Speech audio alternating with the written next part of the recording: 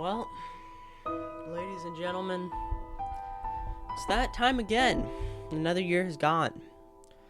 2025 has been an eventful year for sure. Not to be honest, I didn't do that well at recording and posting videos. It's the truth. I'm gonna try to do better in 2026, but I can't guarantee it. Of course, I can't guarantee anything, but I'm going to do my best, my absolute best. I want to get at least a couple videos out a week, which I was doing good in 2025 until a couple personal things happened. See if the camera cleans. There we go. Jeez. Camera needed cleaned. So, welcome to the top 10 games I played in 2025.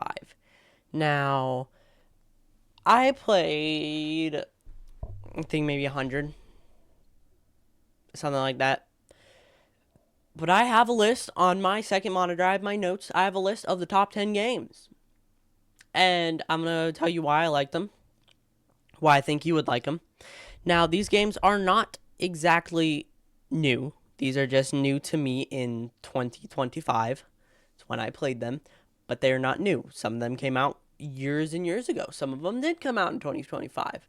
So let's go ahead and get started. Right? Okay. Honorable mention. Honorable mention always comes first. You know how it goes. Honorable mention number 1, and then we'll have a second honorable mention after number 4. Honorable mention number 1. All FNAF fan games. All the fan games. Five Nights at Freddy's fan games are peak. We had Fazbear Nights. We had Five Nights at Frederick's. 1 and 2, apparently. All FNAF fan games are peak. I've never found a FNAF fan game that was not good. I'm going to be honest. I haven't played many of them, but I'm wanting to more this year. And I'm wanting to finish the actual FNAF games as well, which I hope to get done by the end of the year, because I want to replay all of them except Mimic, because Mimic I have went through and 100% completed it on camera, on video. But like Security Breach, I only played like the first half of the game, not even half. But yeah, all FNAF fan games are peak. I'm wanting to play more of them this year, more of the actual FNAF games. So let's go on to number 10. 10. Ugh, can't speak. Let's go on to number 10, shall we? Number 10, Cursed Digicam. Cursed Digicam was one I played toward the beginning of the year. And holy shit, ladies and gentlemen, Cursed Digicam, I was not ready for it. It was terrifying. Cursed Digicam was the Chilla's Art game where you are a father taking pictures of ghosts to try to find your ghost child. And then at the end, this creepy Mickey Mouse looking motherfucker shows up. And he's terrifying. I don't know why he's so terrifying to me, but he is. When I had a couple friends in the past, I'm not friends with them anymore, sadly. But I had friends in the past who also played this game, and they didn't find it terrifying, but I found it terrifying. So I don't know what's going on with that. Maybe I just don't like Mickey Mouse, which is weird, because I do like Mickey Mouse. But I like the story of Cursed Digicam. Chilla's Art is always throwing out bangers. And Cursed Digicam was a banger. I'm wanting to do more Chilla's Art games this year. Again, no promises. But there's a very high chance that I will get them done. Because now I can afford these games that I'm wanting to play because I got this thing called a job. Right? I have a job. So I can do more games and more higher quality videos. But that also means I won't have as much time. I have a full-time job now. Schedule's a little wonky. I'll try to record around it. But yeah, Cursed Digicam was a great one. I loved the design of the creepy dude, the one that keeps scaring the shit out of me. I didn't like him scaring the shit out of me, but I loved his design. And Chilla's Art throws out always unique games. It's always Chilla's Art and Puppet Combo, who threw out the most unique games of all time. Puppet Combo actually hit top 3 last year's 2024 games. But let's move on to number 9. Number 9, we have Bushside Rangers.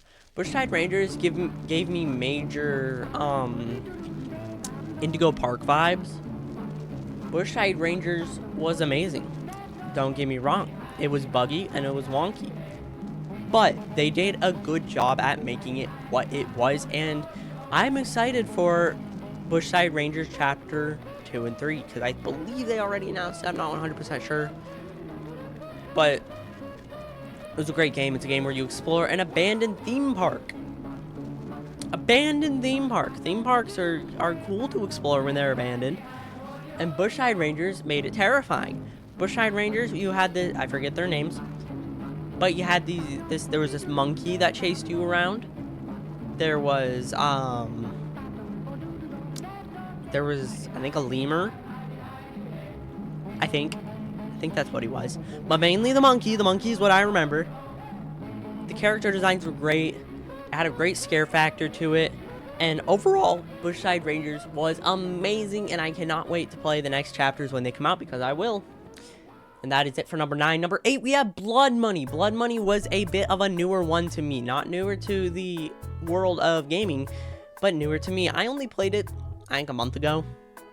I'm gonna be honest. Because it was one of the newer ones I made when I was back. When I got back. But it was great. It gave a great twist to your usual,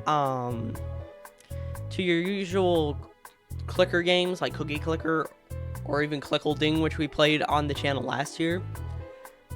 And they made him like sentient. They had good voice acting, good character design. Oh, I love the character design. The character design, absolute peak. But yeah, Blood Money was a very unique game. I like it. There's a second one that I'm going to be playing soon. And it's getting pretty long here.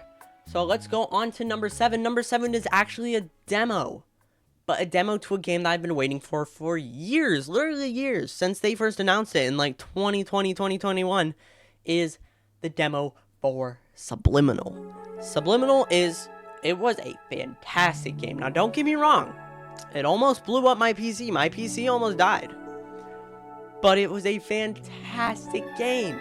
Subliminal is a twist on the Backrooms, but it's not actually the Backrooms. It's like, gives you Dreamcore vibes. But it was amazing. It looked like real life. It is the most realistic game that I've ever seen. And it did not disappoint. I've been waiting years for at least some word on a demo, and it did not disappoint. It took the gaming community by storm, just because of how great it looked, how realistic it was, and the creature that chases you around. Come on, you can. Wow, that's all I can say is just wow. It was a great game, fantastic story. We didn't get much of the story because it was only a demo. But I believe it is a story-based game. Therefore, we will get more story when the full game comes out, or maybe they'll release a second demo. You don't know. Maybe the crew at Subliminal will surprise us by boom, second demo. There you go. That would be great. Number 6, another one that is actually very old. It came out in 2015, 2016, somewhere around that era. And I just played it like a couple weeks ago. It's going to be Tattletale. You heard me right. Tattletale. The evil Furby. The evil Furby that perform rituals to banish their mother for some weird reason. But hey, it's a great game. It has a good scare factor. I remember watching Markiplier play it years ago. So, to me, it gave a bit of a nostalgic sense to it. And I really hope that this game makes a comeback, because I've seen a lot of TikTok posts on it, especially around Christmas time. And I believe it's going to make a comeback, and I hope it does. But it's a good storyline. It's good at being like, oh, evil Furby. You have to banish the evil Furby with the evil Furby's children. Camera focus? Camera focus, please. Whoa, it focused. Autofocus is a bitch. Let's go on to number 5 is also a demo, but a demo I really enjoyed. Number 5 is the demo for Giggleland, the game that showed us our Steam pages. Yeah. Giggleland. I know, it's such a menacing title. Giggleland was good. Giggleland was, you're in this, like, I can't tell if it's a daycare or an amusement park, but it's abandoned. And it has the two main characters, a cat and a dog.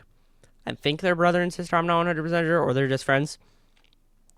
But fantastic storyline. The storyline in this game was top notch. The character designs, top notch. I don't know what they're feeding these game devs this year with all these new games like Indigo Park, Bushside Rangers, and Giggleland. But keep giving them to them because they are knocking out bangers after bangers.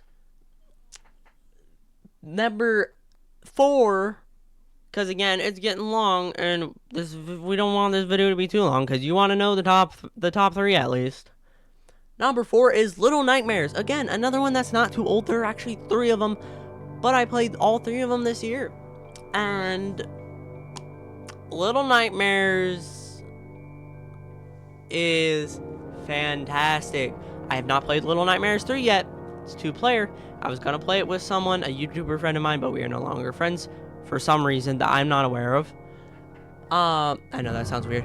But I'm going to play it with a monkey in a suit on his Twitch. So go check that out whenever we post it. Whenever I post the video about it, go check it out on his Twitch as well. Go follow Monkey in a Suit. And because Little Nightmares 3 is multiplayer, which is interesting for a Little Nightmares game. You can play it single player with a bot, but I don't want to do that. Because I just don't want to. Bots aren't the same as normal people. But Little Nightmares has a interesting storyline. I still haven't figured it all out, because I haven't played number 3 yet. But we have number 1 and 2 with Six and Mono. Very interesting characters. I love the character designs of Mono, especially because with her like bag head. Okay, let me clear up something real quick. Little Nightmares 2 is not on the top 10. I don't think it's good enough to be on the top 10. But Little Nightmares 1 is on the top 10. It's number 4, which means it's amazing. I mean, I don't know what else I have to say about it other than the fact that it's just amazing. Before we get on to number 3, we're going to give you one more honorable mention. Now, at the beginning of the video, my other honorable mention was all FNAF fan games. But there's one that stuck out, which is this honorable mention. It was one of my favorite FNAF games, FNAF fan games. I'm starting to talk a little too fast here, which is causing me to stutter. But one of my favorite FNAF fan games. And that's going to be Five Nights at Freddy's 3, The Mind of a Killer. Five Nights at Freddy's 3, The Mind of a Killer is a FNAF 3 free roam game, which you see a lot of free roam games on FNAF 1 and 2, but not on 3. There's like maybe 2, 3, no pun intended, free roam games on FNAF 3. And FNAF 3 Mind of a Killer was amazing. It was good. It was one of my... I'm pretty sure it was one of my first experiences with a Five Nights at Freddy's free roam fan game. That's a tongue twister. Try saying free roam fan game 3 times fast. But it was a great game. It had storyline. The character designs were good, even though it's kind of not hard to mess up Springtrap. But when you're modeling him to walk around, like to see him walk around and chase you. Peak Cinema. Someone make this a meme and post it in the Discord. Discord is in the description. See if I can do this right. Peak Cinema. Someone make this a meme. Clip it. Post it in the Discord, please. You would be a very awesome person, awesome sauce person if you did that. FNAF 3 Mind of a Killer, absolutely amazing. Was not quite good enough to go on the list. If it was on the list, it would be like number 11. But there is no number 11 in top 10. So it's honorable mention number 2. Yeah. Now let's go on to the top 3. Bom, bom, bom. Number 3. Burger King foot. No, I'm kidding. Number 3. Number 3 is going to be Poppy Playtime Chapter 4. Poppy Playtime as a whole is just amazing. Like, it's one of the big games. Not quite up there with FNAF, but like Bendy. Oh my god, I'm tired. I just got off work, so I'm tired. Poppy Playtime's up there with like Bendy and the Ink Machine. Garten of Banban's like down, like in the trash. Poppy Playtime Chapter 4 was fantastic. It was not the best chapter. My heart will always go to Poppy Playtime Chapter 3 with Catnap. The absolute best chapter, and you cannot convince me otherwise. It's the truth. Poppy Playtime Chapter 4 was absolutely phenomenal. So yeah, that was Poppy Playtime Chapter 4. It was great. We got introduced to some new characters. Dust on my desk. Introduced to some new characters. We got introduced to the Doctor. Dr. Harley Sawyer. We got introduced to Yarnaby, who was another fantastic character with fantastic character design. Doughy the Doughboy, which in the final little bit kind of crashed my computer a lot, and I couldn't figure out how to defeat him, which kind of sucked, but I got it. And it gave us more storyline on Playtime Go. I think Chapter 4 was definitely it was definitely more for the storyline than it was for the scare factor. Like Chapter 3 was more for the scare factor than the storyline, even though it gave storyline. But yeah, Poppy Playtime Chapter 4, absolutely amazing, phenomenal, great game. Playtime Co., Mob Entertainment, great job. Send me early access for Chapter 5. Please and thank you. I'm kidding, unless you want to. Honorable mention, not honorable mention, no. Number 2, Five Nights at Freddy's Secret of the Mimic. Five Nights at Freddy's Secret of the Mimic came out, and it blew us all away. Quite literally.